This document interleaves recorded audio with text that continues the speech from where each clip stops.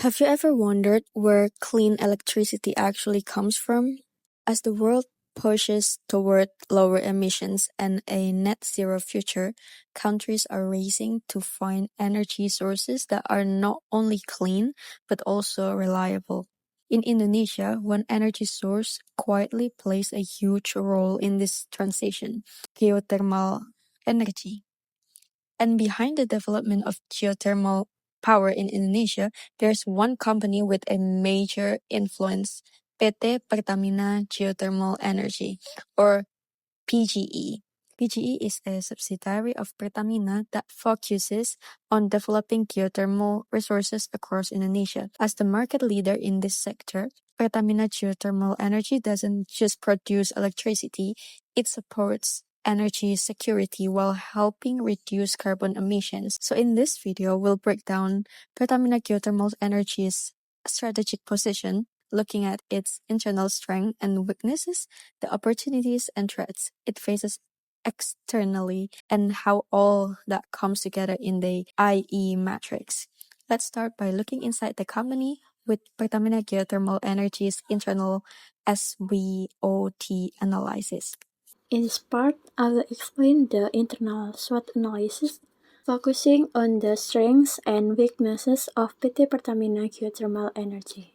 From an internal perspective, PGE has several key strengths. First, PGE is the market leader in geothermal energy in Indonesia.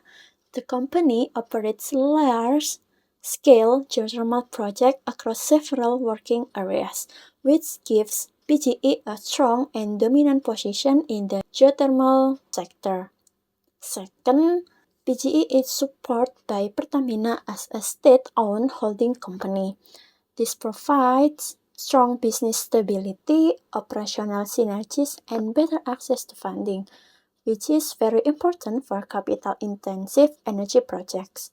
And then another strength is that PGE operates in renewable, sustainable energy. Geothermal energy is clean and environmentally friendly, that making PGE highly relevant to the energy transition and Indonesia net zero emission target.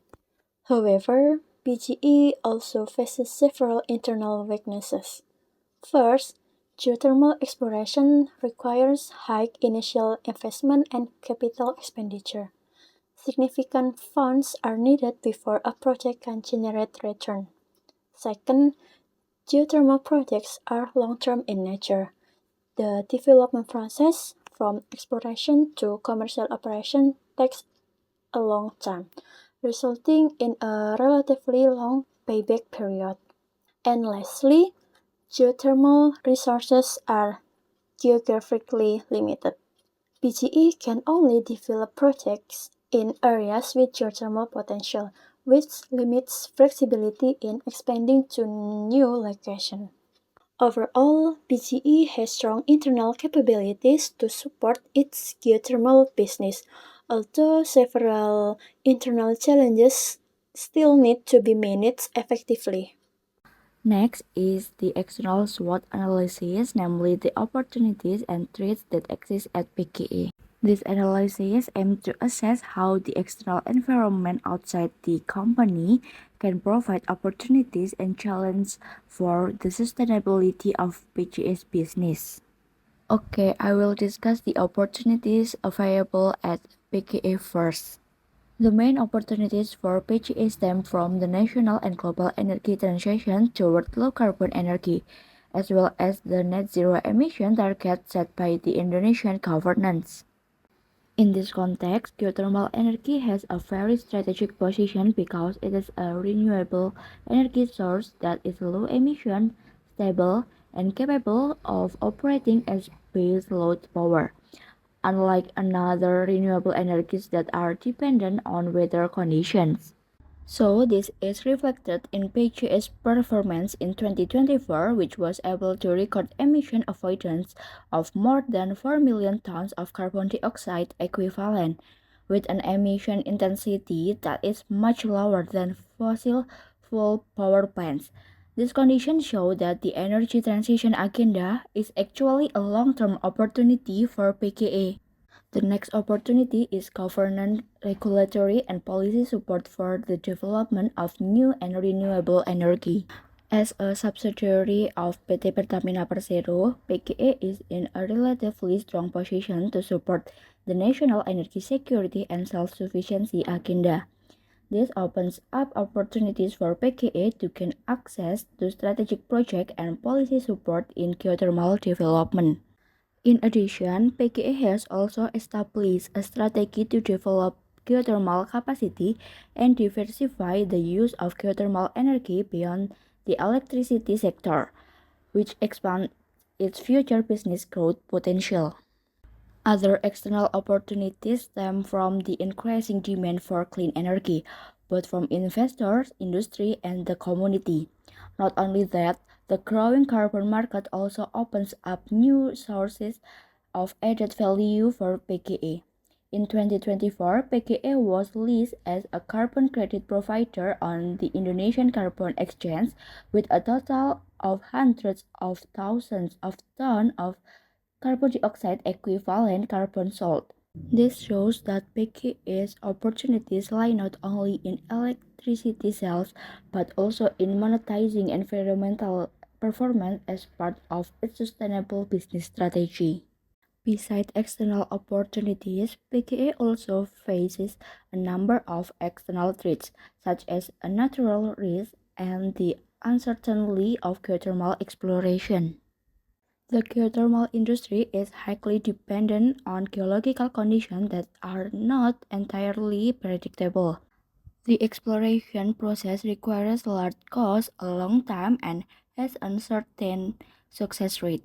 This condition can be a challenge for PGE. It's not balanced with careful planning and risk management. The next threat is changes in energy policies and regulation.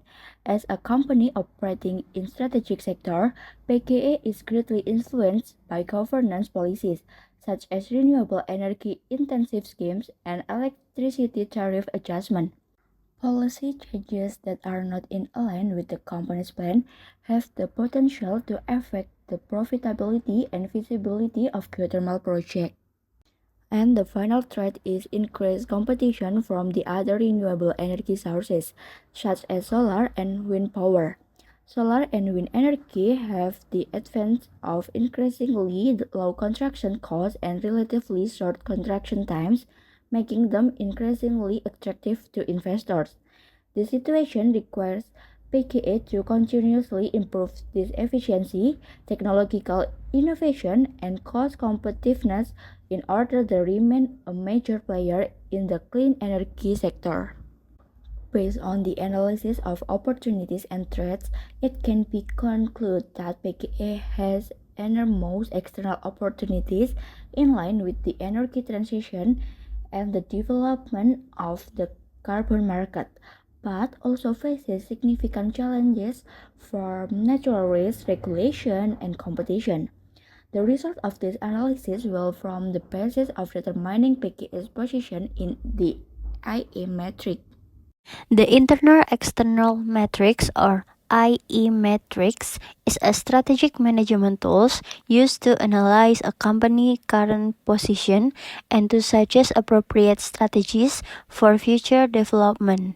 This matrix helps organizations identify whether their position is strong, average, or weak and determine the most suitable strategic direction. The IE matrix is constructed based on two main components. The first is the internal factor evaluation or IFE, which measure a company's internal strength and weakness. The second is external factor evaluation or EFE, which measure external opportunities and threats. The result of these two evaluations are then plotted into a 9-cell matrix. In the IE matrix, the horizontal axis represents the internal condition of the company based on the IFE score categorized as weak, average, or strong. Meanwhile, the vertical axis represents the external environment based on the EFE score, which reflects the level of opportunities and threats faced by the company ranging from low to high. The intersection of these two scores determines the company position and serves as the basis for strategic decision making, such as grow and build, hold and maintain, or harvest and divest. In this analysis, the IE matrix is used to evaluate the strategic position of PT Pertamina Geothermal Energy or PGE prior to mapping the company into the IE matrix. Internal factor in form of strength and weakness, as well as external factor in the form of opportunities and threats were identified. Each factor was assigned a weight and a rating, which were then multiplied to obtain weight score. The total IFE and EFE score were used to determine the company's strategic position. Based on the IFE analysis, PGE achieved a total score of 2.93, which falls into the average category. PGE key strength include its position as the market leader in geothermal energy in Indonesia, strong support from its state-owned enterprise holding company, and its commitment to renewable and sustainable energy. However, PGE also faced several internal weaknesses such as high exploration and initial investment costs, long project development periods, and geographical limitation inherent to geothermal research. In terms of external factor, PGE obtained an EFE score of 3.0, which is at the threshold of the high category. Major opportunities arise from the global energy transition, net zero emission target, supportive renewable energy policy, and the growing carbon market. On the other hand, PGE faced external threats, including natural risk and uncertainty in geothermal exploration, change in energy policy and regulation, and competition from the other renewable energy sources such as solar and wind. Based on an IFE score of 2.93 and EFE score of 3.0, PGE is positioned in cell 5 of the IE matrix, which correspond to the hold and maintain strategy.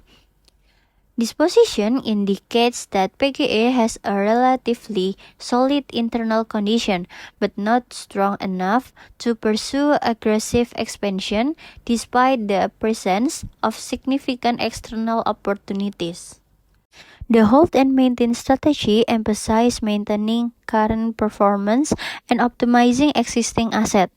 For PGE, this strategy can be implemented through optimizing existing geothermal plant, strengthening exploration risk management, and leveraging the carbon market as an additional source of revenue. Through this approach, PGE is expected to sustain its performance while preparing for long-term growth. The conclusion of the SWOT analysis is then applied to the company's position on the EI matrix, followed by strategic recommendation. First, internally, the company has several key strengths. It is the market leader in the geothermal energy, has large capacity, and makes a significant contribution nationally. In addition, it has strong support from state-owned holding companies, including opportunities for green financing such as green bonds. Equally important, the geothermal business is highly relevant to the energy transition as it contributes to reducing emissions. However, at the same time, there are internal weaknesses that significantly limit the company's room for maneuver. The most notable are the very high initial capital expenditure requirement, long project development times resulting in a long return on investment, and location constraint, as geothermal power cannot be built in all areas. Second, from an external perspective, the opportunities are also significant. There is a trend toward energy transition toward renewable energy and net zero targets. Policy support increasingly geared toward clean energy and additional revenue opportunities through the carbon market. However, the threats are also real. There are exploration risks and geological uncertainties, potential changes in regulation or tariffs, and competition from other renewable energy sources such as solar and wind, which are becoming cheaper and faster to build. When we combine the result, we see them reflected in the EI metrics. The company's internal score is at a moderate level, while its external score is at a high level. This places the company in selfie with a primary strategy of hold and maintain. This means that the company is already quite strong and has great opportunities, but the best strategy is not aggressive expansion without control. It is to strengthen the core business and optimize existing performance. So, what is the most appropriate strategy recommendation? First, focus on optimizing existing assets, improve efficiency, operational reliability, and productivity so that unit costs are reduced and the advantage of geothermal baseload become more apparent compared to intermittent renewable energy sources. Second, exercise risk control and capital expenditures discipline, especially during the exploration phase. Use a phased approach and strengthen collaboration or partnership scheme to share risk and funding.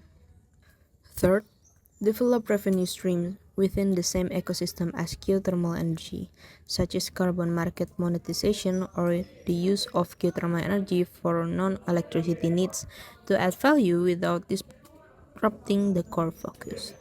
Fourth, strengthen regulatory and commercial management, as changes in policy or tariff can have a significant impact on project viability.